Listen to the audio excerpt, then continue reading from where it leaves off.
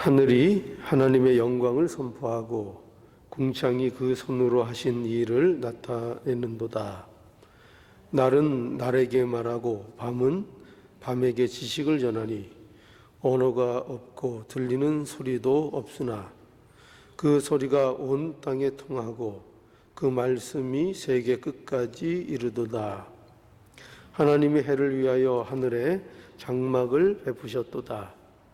해는 그 방에서 나오는 신랑과 같고 그 길을 달리기 기뻐하는 장사 같아서 하늘이 이 끝에서 나와서 하늘 저 끝까지 운행하며 그 온기에서 피하여 숨은 자가 없도다.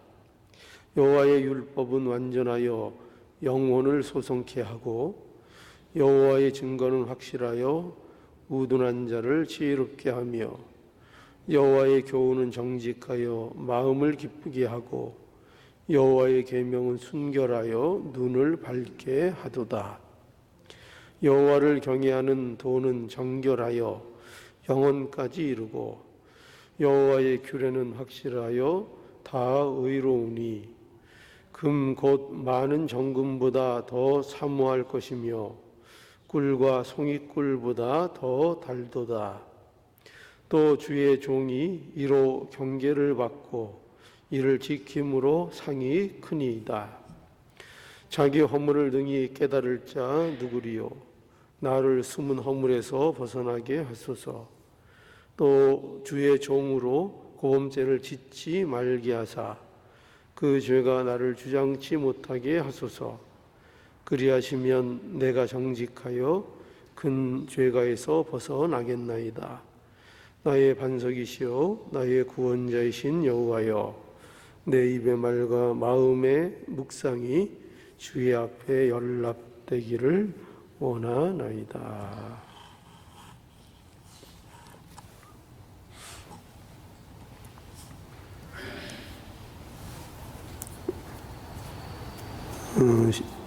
오늘 이 시편 기자는 자신의 삶이 하나님 앞에 이제 합당한 삶이 되기를 여기 소원합니다. 그 19절에 19장 그 19편 마지막 14절에 보면 그래서 이렇게 끝난다고 했죠.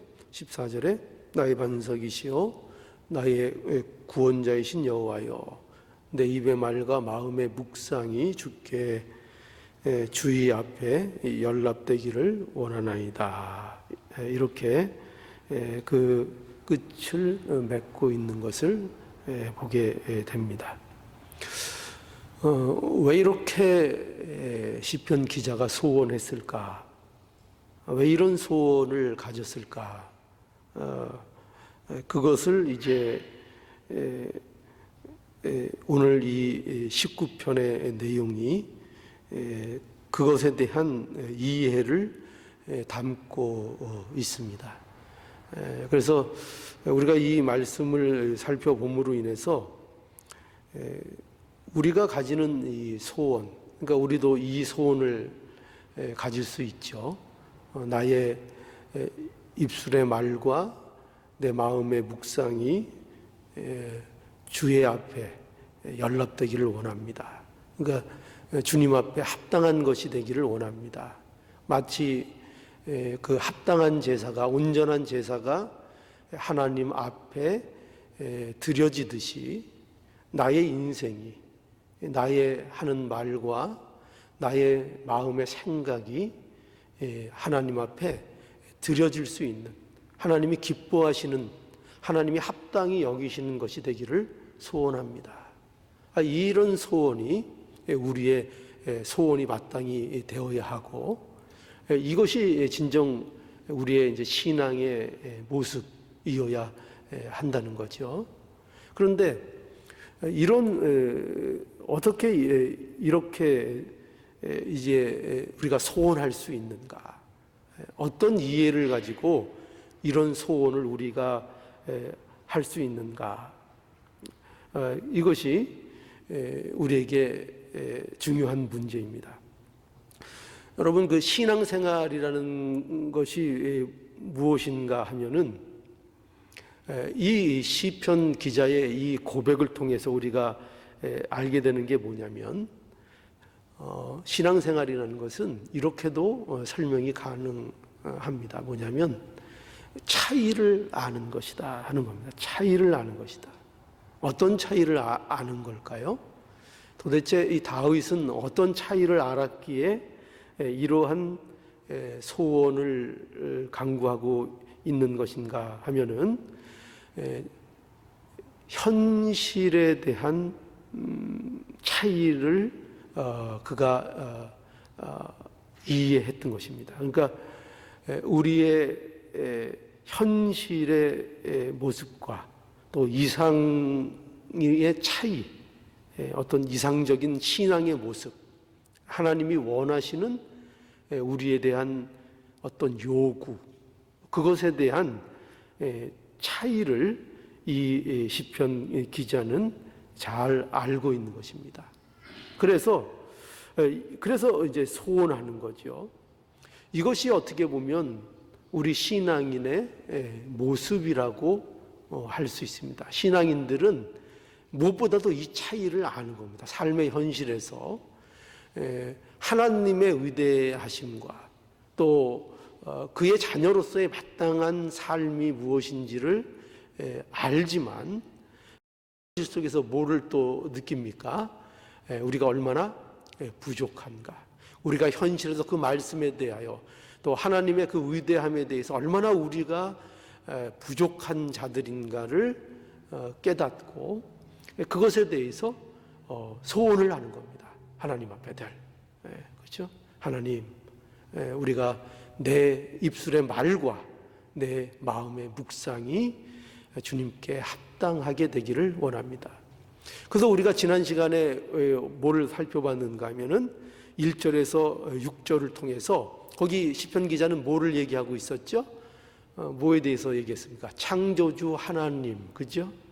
하늘이, 궁창이 하나님의 영광을 나타낸다 하는 것을 그가 고백을 했고, 그래서 다윗은 무엇을 이해하고 있었는가?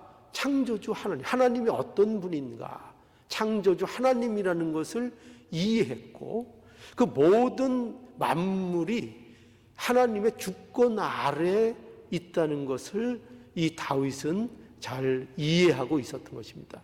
그래서 이 소원은 단순히 그저 단순한 소원이 아니라 어떤 소원인가 하면 이러한 창조주 하나님을 알고, 그죠? 만물을 통해서 창조주 하나님을 알고, 그리고 하나님의 주권 아래 우리의 인생이 모두 놓여 있다는 것을 아는 그 이해 속에서 나올 수밖에 없는 소원이 뭐냐?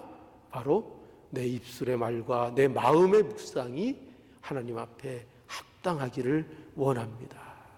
이렇게 고백을 할 수밖에 없다는 것입니다. 그래서 우리의 신앙은 바로 이런 하나님에 대한 바른 이해를 통해서 우리가 갖게 된다 하는 것을 알 수 있는 거죠. 그래서 오늘 이제 본문도 보면은, 오늘 본문은 무엇인가 하면은 이제 7절부터 11절에서는 하나님의 율법을 통해 이 사실을 확인할 수 있다는 것입니다. 하나님의 율법을 통해서. 그러니까 다윗의 소원은 하나님이 주시는 말씀에 대한 이해를 근거로 하는 것입니다. 그러니까 우리 신앙인들의 소원, 우리 신앙인들의 모습, 우리가 하나님 앞에 간구하는 신앙인의 모습은 어떠해야 되는가? 그 근거가 무엇을 통해서 우리가 소원하며 신앙하는 모습이 되어야 되는가 하면 하나님의 말씀에 대한 이해라는 거죠. 그 말씀을 바로 이해하지 않고는, 그 말씀을 바로 알지 않고는 우리가 이 바른 소원을, 바른 신앙의 모습을 하나님 앞에 소원으로 가질 수 없다는 것입니다. 그래서 여기 보여주는 것이 다윗의 이 소원의 근거, 무엇을 이해를 근거로 하고 있는가? 바로 말씀에 대한 이해라는 거죠. 그래서 오늘 7절부터 보면은 이렇게 하고 있죠. 여호와의 율법은 완전하여, 그죠? 여호와의 율법은 완전하여 영혼을 소성케 하고 여호와의 증거는 확실하여 우둔한 자로 지혜롭게 하며 여호와의 교훈은 정직하여 마음을 기쁘게 하고 여호와의 계명은 순결하여 눈을 밝게 하도다. 여호와를 경외하는 도는 정결하여 영혼까지 이루고 여호와의 규례는 확실하여 다 의로우니. 자, 이게 다 무슨 말씀이죠? 여호와의 말씀이 어떠한가? 그 말씀의 성격을 잘 드러내고 있죠. 말씀의 성격, 여기 전부 다 여호와의 율법, 또 여호와의 증거, 여호와의 교훈, 여호와의 계명, 여호와를 경외하는 도, 여호와의 규례, 계속 이렇게 반복하고 있죠. 이게 다 뭐예요? 하나님의 말씀, 그죠? 하나님의 가르침, 그것이 어떠한가를 설명하고 있는 겁니다. 그래서 여기 보면은 완전하다. 여호와의 율법은 완전하다. 여호와의 증거는 확실하다. 여호와의 교훈은 정직하다. 여호와의 계획은 순결하다. 여호와의 도는 정결하고 여호와의 규례는 확실하다. 다 뭐에 대한 설명입니까? 그 율법에 대한 설명입니다. 그리고 그것이 얼마나 가치 있는가 하는 것을 이 말씀 속에서 잘 드러내고 있는 것을 우리가 만나게 됩니다. 그래서 계속 보면 10절에도 보면 금 곧 많은 정금보다 더 사모할 것이며 꿀과 꿀송이보다 더 달도다. 그래서 이 말씀의 가치와 말씀의 성격, 그것을 바로 알게 될 때에 그 말씀을 대하는 태도가 어떻게 되느냐 하면 10절에 이렇게 말하고 있죠. 금 곧 많은 정금보다 더 사모할 것이며. 뭐보다 더 사모하게 된다고요? 말씀을? 그 가치를 알게 되면 정금보다, 그죠? 정금이라는 것은 귀한 금이죠. 이 당시에 금보다 더 귀하게 여기는 게 별로 없는 거예요. 그러니까 금하면 가장 귀한 것, 재산으로서도 가장 가치가 있는 것, 그것을 이제 말하는 것인데요. 그런데 이 말씀을, 그 가치를 알면, 그 성격을 알면, 하나님의 말씀이 무엇인지를 알면 그것을 정금보다도 더 사모할 수밖에 없다. 이렇게 말씀하고 있죠. 그러니까 말씀이 즐거워지는 거죠. 또 여기 보면 꿀과 송이꿀보다 더 달도다. 더 달도다. 뭐가요? 하나님의 말씀이. 그러니까 말씀이 즐겁게 되는 거죠. 이것이 하나님의 말씀을 바로 알고 그 가치와 성격을 바로 알 때에 나타나는 신자의 어떤 복된 모습이라 할 수 있는 것입니다. 또 11절에 보면은 또 주의 종이 이로 경계를 받고 이를 지킴으로 상이 크니이다. 그뿐만 아니라 이 말씀이 모든, 여기 주의 종이라고 되어 있는데 이거는 뭐 우리에게 바로 적용할 수 있죠. 그렇죠? 모든 우리에게 있어서 이 말씀으로 경계를 받고 이를 지킴으로 뭐가 크다고요? 상이 크다. 이렇게 말씀하고 있죠. 상이 크다. 우리가 상을 바라보고 있지 않습니까? 그런데 이 상은 뭘까요? 이 상은 뭐냐면은 이 상은 인격적인 성숙을 우리에게 또 의미하고 있는 거예요. 상이라는 것이. 그래서 우리가 어떻게 신자로서 성숙해질 수 있느냐, 어떻게 하나님이 주시는 그 은혜를 풍성히 누리는 삶이 될 수 있느냐 할 때 말씀을 받고 그 말씀을 경계를 삼고 그 말씀을 순종할 때 우리의 삶이 이와 같이 상이 큰 이 삶이 된다 하는 것을 고백하고 있는 것을 우리가 만나게 되는 것입니다. 그래서 이런 모든 말씀이 뭐를 강조하고 있죠? 말씀이 무엇보다도 귀하다는 거예요. 하나님이 주시는 말씀이 무엇보다도 귀하다는 거예요. 왜 그렇게 귀한가 하면은 그 말씀 속에는 뭐가 있어요? 말씀 속에는 하나님의 온전하신 뜻이 그 말씀 속에 담겨 있기 때문입니다. 그 말씀이 무엇을 말하는가? 하나님의 어떠하심을 우리에게 밝혀주는 말씀이기 때문에 그러한 것입니다. 그렇죠? 그러니까 말씀이라는 거 우리도 그렇잖아요. 우리가 세상에서도 말하면 그 사람을 나타내는 거예요. 그죠? 그 사람 안에 무엇이 있는가? 그 사람의 생각이 무엇인가? 그 사람을 나타내는 가장 대표적인 것이 뭐냐면 그게 말인 거예요. 그와 마찬가지로 바로 하나님의 말씀, 그것이 어떠한 것을 우리가 이해할 때에 하나님의 뜻과 하나님의 어떤 계획, 이 모든 것들을 바로 알 수 있게 된다 하는 것입니다. 그래서 말씀보다 귀한 것이 없다, 이렇게 말씀하고 있는 겁니다. 그래서 우리가 잘 아는, 우리가 한번 시편 1편으로 한번 다시 돌아가 볼까요? 시편 1편에 가보면, 그래서 우리가 시편 1편에 뭐로 시작하는가? 뭐로 시작해요? 복 있는 사람, 그죠? 복 있는 자는, 이렇게 시작하는데 2절에 이렇게 되어 있습니다. 오직 여호와의 율법을 즐거워하여 그 율법을 주야로 묵상하는 자로다, 이렇게 정의하고 있죠. 그러니까 복 있는 자, 누구라고요? 복 있는 자는 누구라고요? 여호와의 율법을 즐거워하여 그 율법을 주야로 묵상하는 자, 하나님의 말씀을 즐거워하는 자. 왜 하나님의 말씀을 즐거워하느냐? 하나님을 아는 거예요. 하나님을. 그렇죠? 왜 그 하나님의 말씀이 즐겁고 그것을 주야로 묵상하는 자가 될 수밖에 없는가? 하나님을 사랑하는 거예요. 하나님을 알고 있는 거예요. 그래서 그것이 근거가 돼서 어떤 삶이 될 수 있다고요? 3절. 저는 시냇가에 심은 나무가 시절을 좇아 과실을 맺으며 그 잎사귀가 마르지 아니함 같으니 그 행사가 다 형통하리로다. 왜 그렇죠? 왜 그렇죠? 여기 단순히 말씀을 즐거워하고 그 율법을 묵상해서 그 결과로 이러한 삶이 있다기보다, 물론 그렇게 보이죠.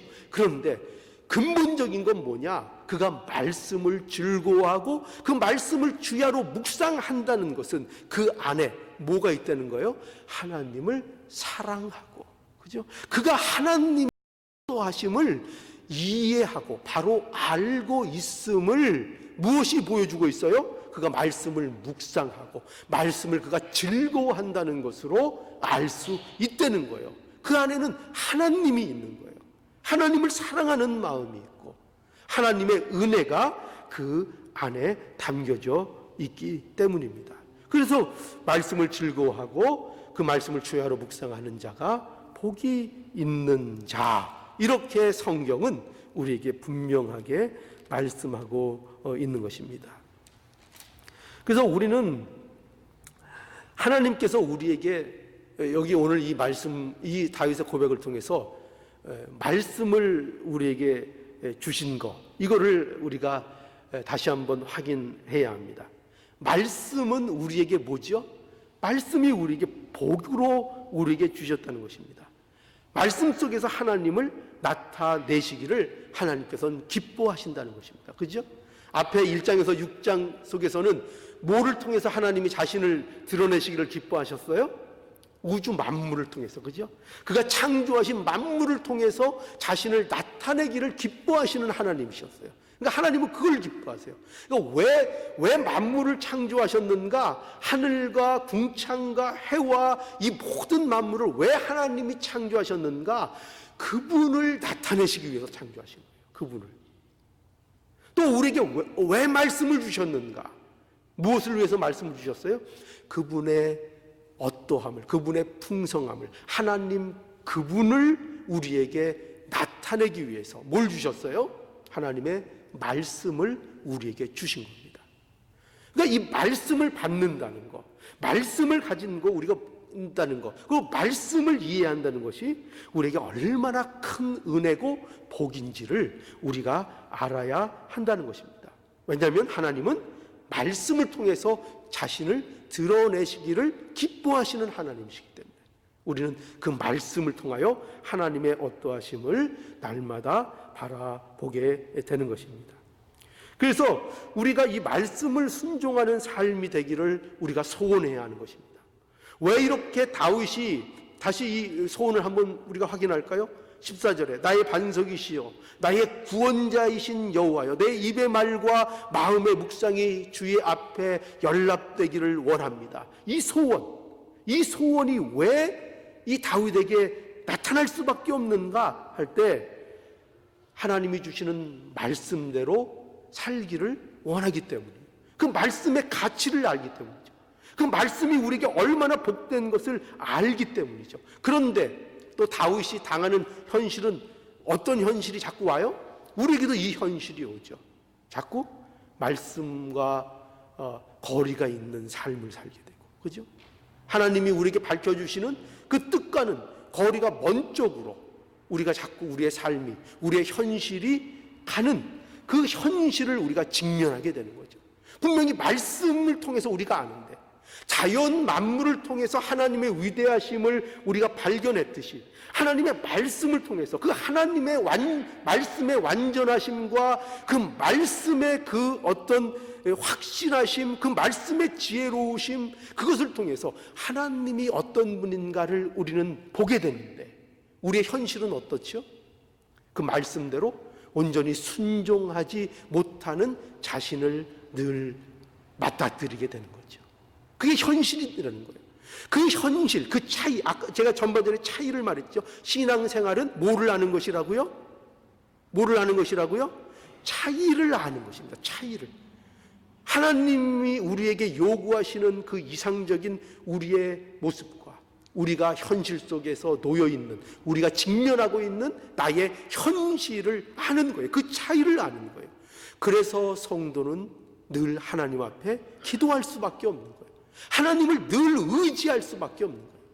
그러니까 의지하지 않고 있다는 것은, 기도하지 않고 있다는 것은 나의 말과 나의 마음의 묵상이 하나님 앞에 연락되기를 소원하고 있지 않다는 것은 뭐를 모르기 때문에요? 그 차이를 모르기 때문에.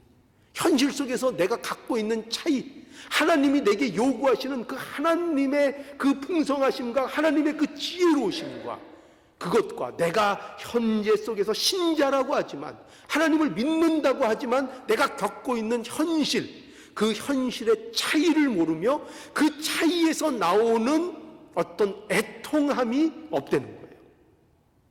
그 애통함이 없으면 우리가 소원이 있을 수 있을까요? 그거에 대한 절실함이 없으면, 그 차이에 대한 절실함이 없으면 우리에게 소원이 있을 수 있을까요? 소원이 있을 수 없죠.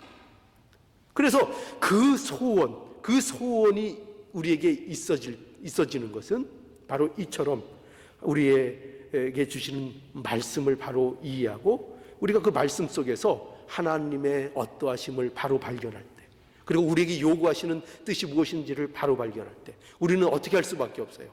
하나님 앞에 기도할 수밖에 없어요. 하나님 앞에 이게 소원이 될 수밖에 없어요. 하나님, 내 입의 말과 내 입 마음의 묵상이 함께 가기를 원합니다. 말로는 이렇게 하고, 말로는 진리를 얘기하고, 말로는 하나님을 얘기하고, 말로는 은혜를 얘기하면서 나의 마음 속에는 아직도 그것과 일치되지 않고 다른 뜻을 품고 있는, 말과 생각이 다르고 말과 행동이 다른 이런 모습이 되지 않게 하여 주시옵소서.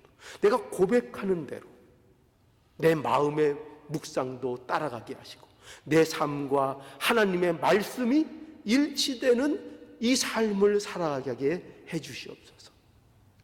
삶에서 물러나지 않게 하시고, 나의 삶 속에서, 나의 일상 속에서 말씀으로, 하나님이 주시는 그 놀라운 말씀으로 싸워 이기는 자가 되게 해 주시옵소서.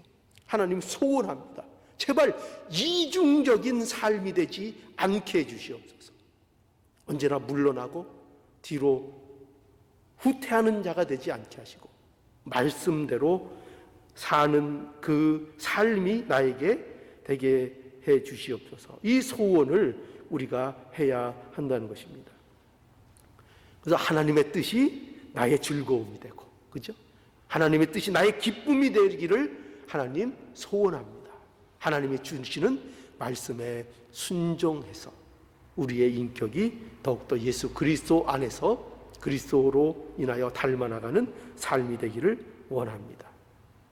로마서 12장 1절에 그러므로 형제들아 내가 하나님의 모든 자비하심으로 너희를 권하노니 너희의 몸을 하나님이 기뻐하시는 거룩한 산 제사로 드리라. 이것이 바로 너희가 드릴 영적 예배다. 이렇게 말씀해 주셨습니다. 그죠? 그러니까 우리는 우리의 삶을 드려야 되는 거죠. 그죠? 우리의 삶을 드려야 되죠. 무엇대로요? 하나님의 말씀에 근거하여, 그러니까 근거하여 그 말씀을 따라가는 자로서, 순종하는 자로서 그리스도인답게 사는 그 삶을 살도록 하나님 앞에 소원하는 우리가 되어야 하겠습니다. 말씀은 여호와의 율법은 완전합니다.